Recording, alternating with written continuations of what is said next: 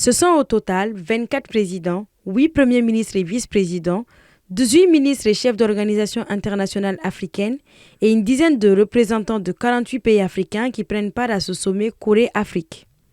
Parmi les chefs d'État et de gouvernement, on note la présence du président mauritanien Mohamed Ould El Ghazouani, président en exercice de l'Union africaine, le président togolais Faure Gnassingbé, le président ivoirien Alassane Ouattara, le président de l'Angola João Lourenço, le premier ministre éthiopien Abiy Ahmed, entre autres.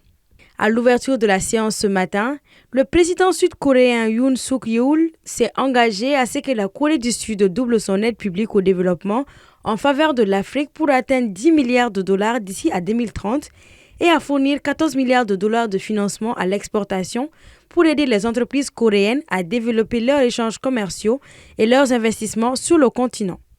La Corée du Sud dispose de hautes technologies mais dépend fortement des importations pour plus de 95% de ses besoins en minéraux bruts, a indiqué son président. Ainsi, le pays est désireux de tisser une collaboration avec le continent africain pour avoir accès aux ressources minérales de l'Afrique telles que le cobalt ou le platine, importantes pour des secteurs technologiques allant de la fabrication de véhicules électriques à l'industrie de la défense.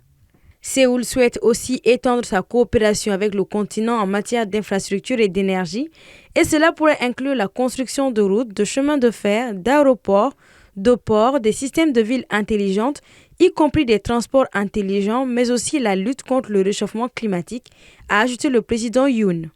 Des aides au développement sud-coréennes existent déjà en Afrique.